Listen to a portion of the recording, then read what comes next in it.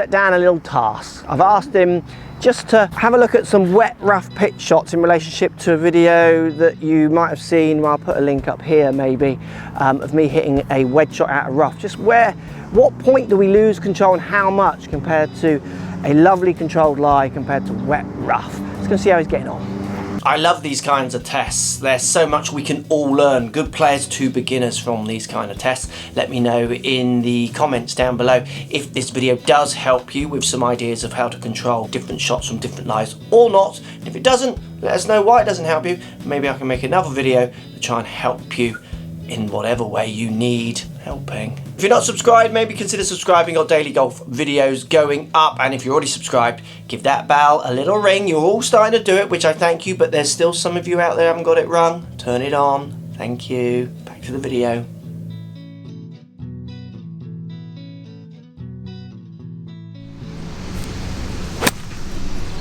Right, Dan's been collecting out of the rough, so to give you an idea of the rough that he's collecting out of, very similar to what I played at Dartmouth actually. It is rough and it's wet because it rained last night. Yeah. Before we look at any data, we're going to compare this to a controlled environment on the mat. Yeah. How did they feel? Did you feel like you could control distance, or not? Hard to tell?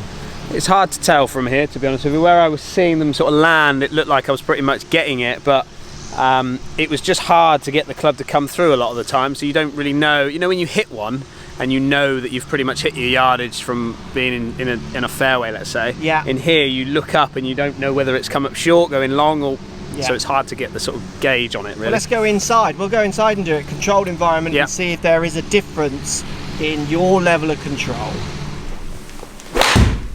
So we're still trying to drop it the same yardage inside, so we're completely controlled, dry ball, dry face, no grass, no mud. Yeah. What is the difference?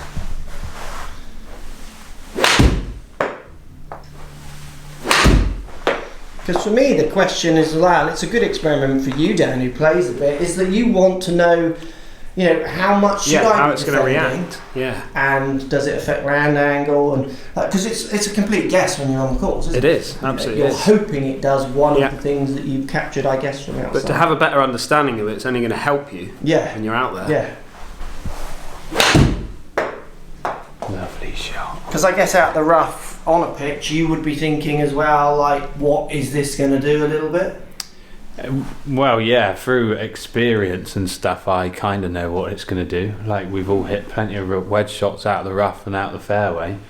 We know how they're going to react. The spin, like, we've tested spin recently, and some of the best shots are the ones with the low spin. So if the spin's changing loads out of the rough, how much difference is that going to make?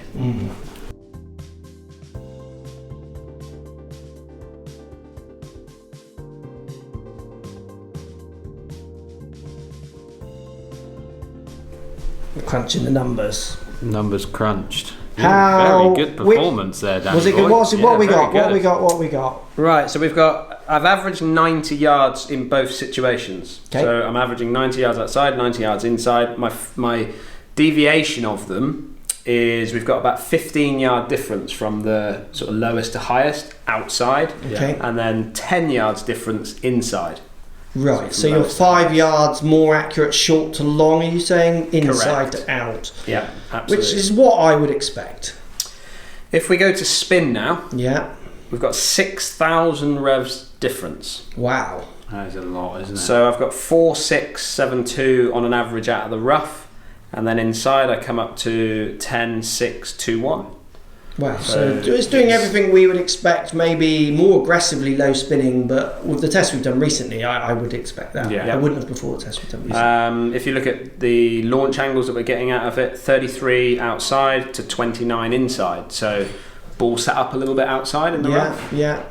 Me trying to dig it out a little bit more, absolutely. All of these sort of things. Yeah, different strike points, so I would for inside to out, definitely. Higher, Interestingly though, ball speed is slightly different. Go on. So we've got 78 mile an hour ball speed inside compared to 74, 75 outside, so 3 mile an hour difference. Yeah, so it's interesting, isn't it? You're really making quite a complex balance there as a good player, aren't you? So you're going faster, your ball speed inside is faster. Yeah. Because I would argue you're striking it better because you can. Yeah. outside your ball speed is slower, but you're still able to keep it within 5 yards because you know the spin will drop off. And you're not even doing that consciously. Do you know what I mean? That's like your inner mass of a good player being spectacular. You give that to your average weekend golfer who isn't making those processes. Yeah. I don't know what you got to get in the rough and experiment, isn't it? I mean, that's an amazing stat. Well, you said there, isn't it? Yeah. Both 22 yards high, Peak height in the same, and then descend angle to we've got 48.9 inside and 48.3 outside. What's amazing with that, if you think about it, is Dan is subconsciously or just strike dependent. He is taking speed off, or the shot is taking speed off, which in theory should make it go shorter, but because it's got less spin, it then balances it out. Who's doing that? You don't know, do you? I don't. Who is he doing that? He's doing that, I reckon. Yeah, through experience. Amazing, isn't it? It is clever, but like that's a lot of years of golf and hitting lots of shots. Yeah. Play tomorrow. Yeah. So if I was hitting into a green from the rough, like the situation you saw at Dartmouth, I would absolutely. You can see why the defence attitude is there, because I'm now worried of 15 yards compared to my 10 yards dispersion, and I'm worse than Dan. So mine probably would be 20 to 15 because your wedge play is tighter than mine. Plus, I'm also working in all those other factors of where you are in the match to where, like, we're one down, I think, at that point, and you've missed the green, Matt's not in the play. So I'm thinking 2 balls on the green here, we might get one back. We've got 2 opportunities at putts. So on a green that is going that way onto me, not that way, I'm literally thinking drop short, run on, drop short, run on, drop short. I'm using that data that I didn't have, but obviously kind of do have through experience. How many of them? Maybe let's have a card. Just there. Bing. One of those little. How many of you practice wedges out the rough to get any control?